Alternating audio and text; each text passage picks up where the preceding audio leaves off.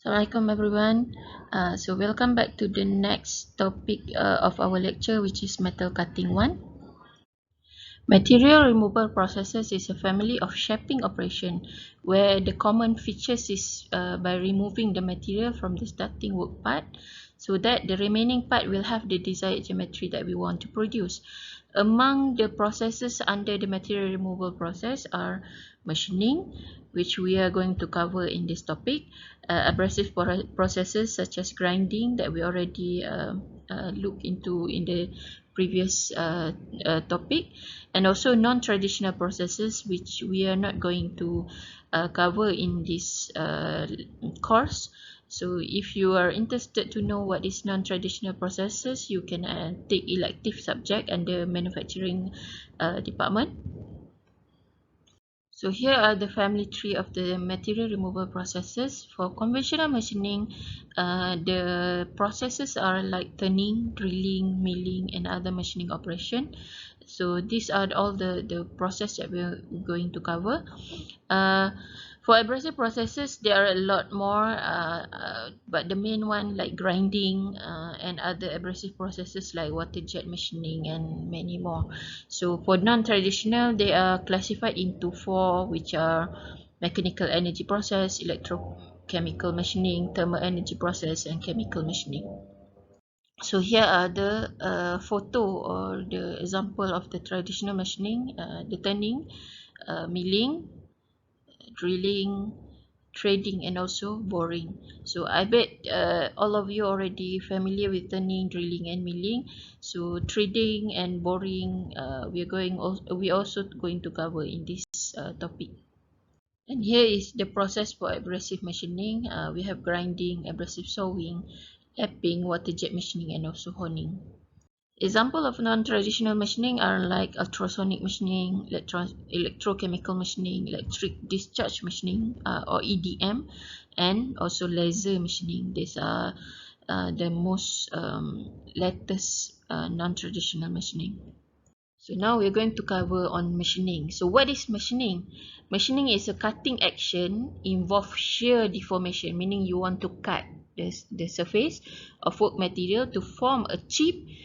So when the chip is removed, new surface will be exposed. So this picture shows the example of the cutting tool with positive and negative rectangle used to cut in the machining process. So why machining is very important? So the first one is machining you can be performed on variety of material. So most frequently to cut metal, but you can also cut the wood. You can also cut plastics. So it depends on the type of tools and also the machine that we use. So the second one is variety of part shape and specific geometrical features is possible, such as complex as screw thread, accurate round hole, very straight edges and surfaces. Okay, and the third one is the good dimensional accuracy and surface finish. You know that in the casting you will not be able to get a good dimensional accuracy and surface finish, right? So sometimes you will need machining in order to finish the process. Despite the advantages or the importance of the machining, they still also have the disadvantages. So the most disadvantages of the machining is one, it is a wasteful of material because of course in machining it is a shear deformation process, so you have to remove certain part of the work material. So the chip generated is a wasteful material, and it's also very dangerous to people because it's sharp. Okay, so for chip you will not be able to reuse it, so of course you have to dispose it. Okay, so for the second one, it is time consuming. For example, if you perform through casting, you can just pour the material and then you get the shape that you want. But for the machining, it is time consuming because you have to go from one process to another one in order to complete the final shape that you want. To save the time, usually the machining is performed after another basic manufacturing process. So for example, you can produce it through casting, forging and bar drawing first, and then finishing will be the machining process. Other process will create the general shape of the starting work part, and then machining will provide the final shape, dimension, surface finish and special geometric details that we want, so that the process will be more practical. So the main the main machining operation are turning, drilling and milling, as I've mentioned previously, and other machining operation like shaping, planing, broaching, sewing and many more. So for machining process, there are two classification in terms of the cutting tool. Okay, so the first one is single point tool, where one dominant cutting edge will perform the shearing. So point is usually rounded to form a nose radius, and turning is the example of a process that use single point tool. So multiple cutting edge tool is you have more than one cutting edges.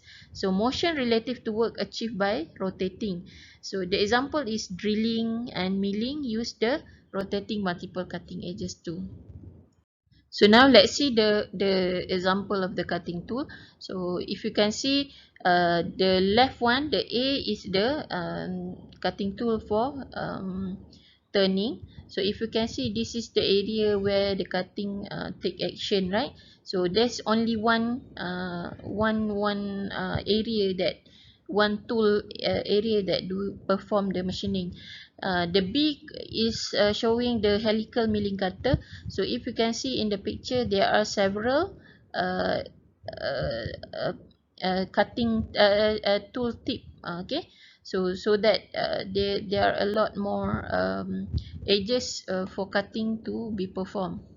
In machining process, usually there are three dimensions of machining process, or we can three parameters. One is cutting speed, which is the primary motion. Feed will be the secondary motion, and the third one is depth of cut. So for certain operation like turning, material removal rate can be calculated by using V times F times D. So you will get the RMR, or material removal rate. So here is the cutting condition in turning. So now let's see where is the cutting speed, feed rate, and also depth of cut. Okay, so cutting speed usually involve the movement of the workpiece. So cutting speed is how fast is the the work material spin. Okay, so feed rate is how fast the tool moving from here to here. Okay, so then the depth of cut is how much you put the tool to cut inside the work material. Okay, in machining there are two types of cut. One is roughing and another is finishing cut. So usually roughing is performed first to remove large amount of the material from the starting work part, and then finally finishing is performed to complete the part geometry. So why roughing is performed first compared to the finishing? If you want to perform using the finishing um, parameters, the time for the machining will be very long, and it is not convenient because as you are performing the finishing, you are removing layer by layer of the work material. So it's much better if you remove a large amount first, and then in the end you just perform the finishing and get the final dimension and also tolerance and surface finish that you want. So in roughing and finishing, the parameter is different. So the in roughing, a high feed and depth of cut is used because you want to perform the to remove the work material in large in amount, and also a bit faster. But in order to prevent the tool wear too much, so we use the low speed. So for the finishing, we use low feed and depth so that the surface finish will be better, and then high cutting speed can be used. So in the machining process, a high cutting speed will give a good surface finish to the work material, and low feed also will give a good surface finish to the work material. To perform the machining process, of course, we will need machine. So the machine we use for machining is called machine tool. So machine tool is a power driven machine that perform a machining operation, including the grinding process. So what are the function in the machine? So it's supposed to be able to hold the work part, position the tool relative to the works so that the cutting can be performed, and provide power at speed, feed, and depth that have been set. So so this term also used to the machine that perform for the metal forming operation. So here is the cutting model. So we call it orthogonal cutting model to show the relationship between the chip, workpiece, and also the tool during the cutting process. So what are the things that you have to know in here is the uh, if you can see in here, you have the this one is the thickness, chip thickness before the machining process. This is the thickness of the chip after the machining process. We also have the shear angle. So this is the shear angle, this is the shear length, and we also have the cutting angle. Okay.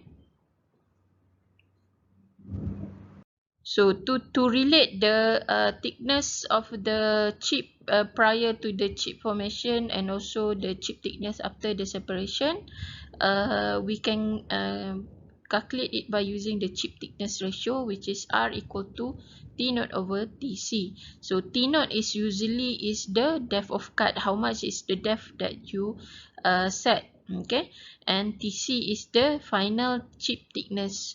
Okay, so chip thickness after cut is always greater than before. So TC is usually bigger than the T naught. So that's why the chip ratio is always less than 1, because this TC is always bigger than the T naught. In machining process, usually we want a big shear plane angle. Okay, so this is a shear plane angle. So in the machining process, if the shear angle is big, the thickness will be small. Okay, so you can compare between these two picture. So the TC, so the distance, if the angle is small, this chip thickness will be very high. So what's the problem with the high chip thickness, high thickness of chip? So it will give more force to the cutting tool, and then it can also give extra load to the cutting edges, so that it will wear the cutting tool, or it might also break the cutting tool. Okay, so that's why we don't want a very thick chip thickness. Okay.